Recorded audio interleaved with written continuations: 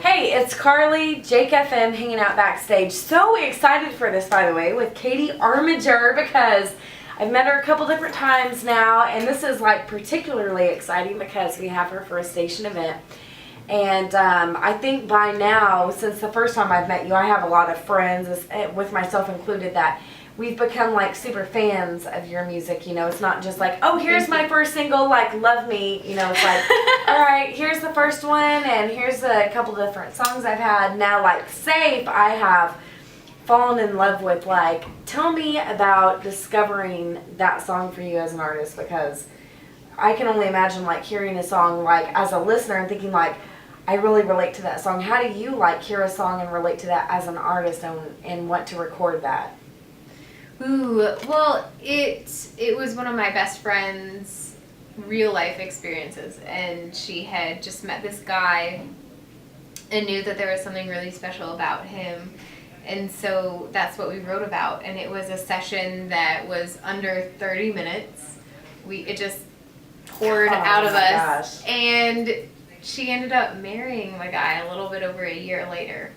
So it's really special when I sing about it. So it's not like you're, you know, because a lot of times like you're going to have an artist or a songwriter who says, you know, I've written this song, I want you to hear it, I want you to cut it. This is something that like for you and that other person, like you're hearing that song because like you've lived it. Like, Yep. Is it very personal for you, like each time that you sing that?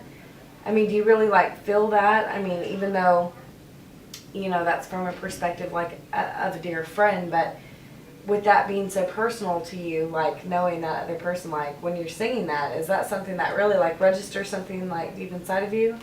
Definitely, and I mean, it's actually for a few different things, because I wrote it for Mallory, is the best friend that I wrote it for, but also we launched a campaign in conjunction with the single, and it's called Project Feel Safe. I love that, by the way. Yeah. Thank you. It's geared towards thanking first responders, and just kind of giving back and appreciating their service. I have first responders in my family, and so again, it's really near and dear to me. And so it's just the safe for me is this big bundle of things that I really care about, and so getting that message out there. Yeah, I mean that's super cool because like you have these different facets of the song that you're, I mean, you know, you're not just like hearing a song and recording it, it's like you're living that song. And I just absolutely love that about you. You know, and here's one of those things, like from the first time I met you, and I can't even remember when that was, and I'm like, oh my gosh, I love this girl. And then that song came out, and I'm talking to my program director, I'm like, I love this girl, you know? Yes. One of the things I've noticed for a long time, and my program director knows this is like my big soapbox, you know, country female artists have it so hard making it into the business. And not just country artists, particularly country artists, but any kind of like country artists female artists have it hard in the industry.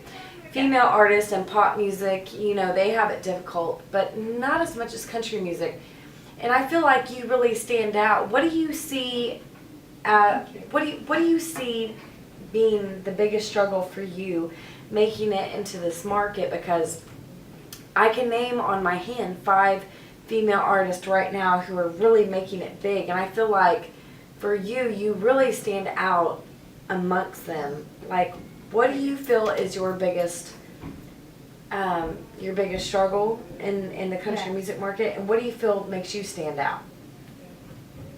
And I know it's a double-sided, you know, complicated question. No, it's because a really like I could good answer this for question. you and say that, you know, like I know what makes you stand out, because I feel like you don't have a superficial attitude about yourself. I feel like you don't have this like hard-edged personality that's trying to emerge as its own entity, you know, and I'm not going to name any names, but there's certain artists who feel like they have to stand out with their own PR I like this answer. I love it. No, I mean, I will, because I know it's probably kind of like a pat on the back saying, well, this is what I do. Thank you. And I'll answer that for you if that you know, makes I'll you answer feel weird the about other it. part, but I like this part. Your answer, I'll take it. but it's a big soapbox for me because in the early 90s, I felt like country music had a different direction. Yeah. And we talked about this earlier. You know, you have Pam Tillis, you have Patty Loveless, you have Lori Morgan, you have Reba McEntire. The list goes on. Shania Twain, you know, Winona Judd, all these females who were really flourishing in country music.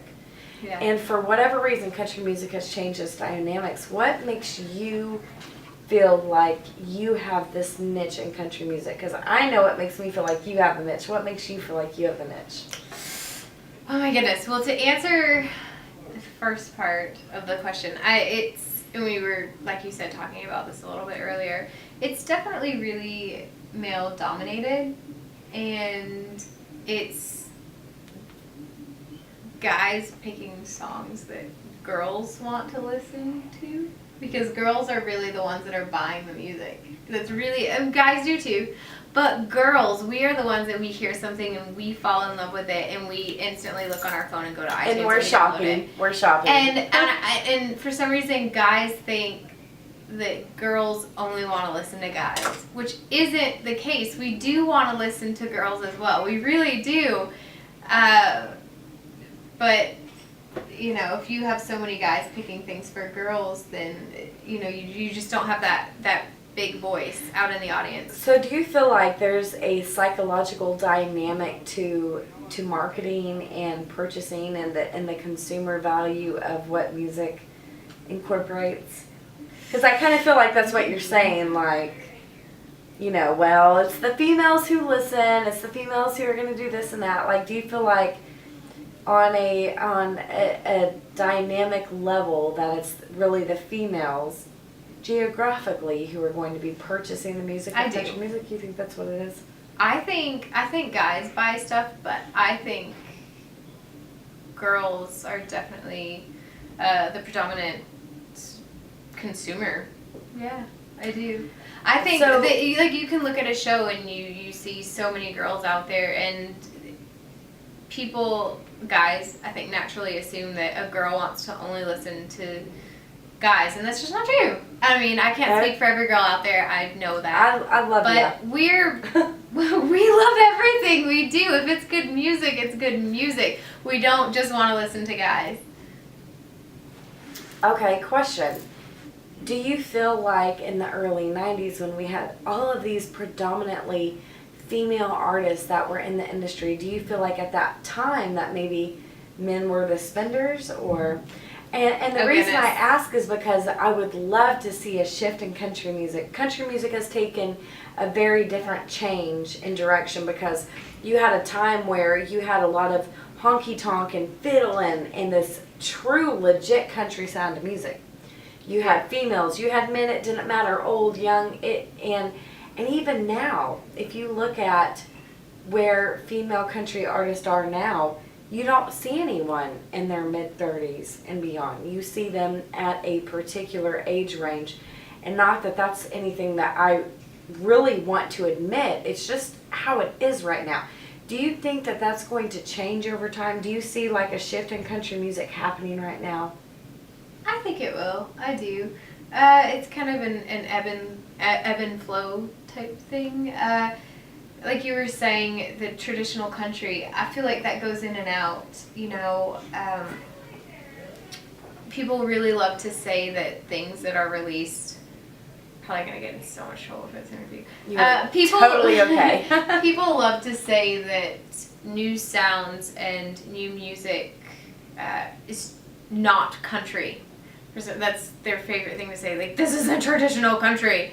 But if you go back and you listen, Johnny Cash, the Shania Twains, the Faith Hills, Patsy Cline, who's one of my personal favorites. At the time, people freaked out because they thought that they weren't traditional country. And now years later, you look back, and these are the staples that they fall back to say, these people were traditional. These are the people that founded country music. And so I have to believe that years from now, they'll look back and go, wow, these people were traditional, when the new people are coming out with something that's outrageous and crazy and blowing their minds. I love that. You know what's awesome about that? You know what Loretta Lynn said? She said, country music now is what pop music used to be. I mean, if you think about it, like, country music is not what country music used to be. It's very different. So Yeah. for her to look at country music now and be like, oh, that's what the pop music used to sound like. Well, yeah, it's changed a little bit. You know, Yeah. even in the late 80s, you had the neo-traditional country music scene with Keith Whitley and artists like that. So you look at an artist like Brantley Gilbert. Well, can you really criticize him for his rock nature? I mean, that's where he has taken the direction of country music in his own life. The direction I'd love to see it is to see some female country artists get out there and own this market right now, because there is so much talent, and I really believe it is. I believe like right now is the time that these country female artists are about to emerge and take over this market, because you can't sit there and listen to all these male country artists and not say, you know what, we need variety, because you have a lot of. And it's the same thing with radio. You think everybody wants a bunch of male men on the radio? I do not think so. Because if that was the case, you would have no male listeners. And we know that life is not all about just having it about men or female. So I'm totally excited. Thank you. Well, I believe it will come around. You know, people, I think, are starting to pick up on that. Yeah, it's going to be awesome. And once they do, once they're aware of it, that's kind of when the change happens. You have to have people that are cognizant of that being out there, and once they are, it allows that change to happen, and so I think it will. I think it will too. So how do you feel like you're getting your message across to people who listen? Like, I mean, you have your music to get your own message apart, but what do you do like on a more personal level, like as an artist, as a person, as a family member, or around your fan base that train yourself? And I ask this from a standpoint of being in radio, that I feel like sometimes people only understand me as the radio personality side, not me that's a sister, not the side of me that's a daughter, not the side of me that's a friend to other people. Like, how do you feel like you're getting your message out there aside from just your music? Just trying to be, and I know that, like you said, you're aware of that as well. Just trying to be as real as possible. I sometimes get in trouble for some of the things that I post, just because they're not, I don't even know the proper wording, but there's no glamour maybe added to them. It's like, if I'm home, I will show you a picture of me being home with my dogs and making dinner, and I think that's awesome and fun, and I would love to see that from other people, and I think that it's becoming more prevalent, and you do see that now. But there are some people who kind of like, you need to keep the mystery, and I'm like, what mystery? Everybody cooks. Oh my Everybody goes home and watches Netflix on their couch. Me taking a selfie with nothing in the background. Where could I be right now? I'm like, I'm sorry, I don't take selfies of me. Yeah. I'm sorry. All those selfies are really fun. It's okay. They can be fun in the proper element. Yes. I love them all the time. But just keeping it as real as possible. I'm honored and blessed that I'm able to be in some incredible situations and meet some really amazing people. Absolutely. But at the end of the day, I mean, I'm just a girl from Texas that's trying to sing country from music. where in Texas? Sugarland. Sugarland. Sweetest place on earth. Oh, right. Okay, so Katie, what's your middle name? What do you think it is? What would it be, like Catherine Ann Armiger? I'm guessing here. I'm really winging it. Caitlin. Caitlin. Crap. Michelle is the middle name. Caitlin Michelle. So do family members call you like Katie Michelle? No, they call me Kate. Kate. Caitlin, if they're mad at me. So Katie is kind of like. It was a nickname when I was little, and then as I got older, they kind of switched over. Less syllables in Kate. Kate. Katie and Kate. I like Katie though. I do too. So do you have family members who call you Kate and Katie and Catherine and Caitlin and? They kind of call me everything, honestly. I just any gay word that comes out, I'm like, oh, hey. No, I've been there at the store and I'm like, what'd you say, Carly, Carla, Carl? Yeah. I mean, I'll answer to Carl now. How sad is that? Who was the answer to Carl? I know it's so Okay. sad. Thank I you so answered to much Kay. for meeting us. Because and Thank really, you. we thank you for coming because, I mean, like I said, I have friends who are like, oh my gosh, Katie Armiger. And I'm like, you're going to have to purchase VIP wristbands to even meet her because I'm not dealing with it. Big Well, time I there. appreciate it. Thank you so much for coming here. Seriously, I really mean that. This is the next big thing. This is like Reba McEntire Jr. right here. Oh my god.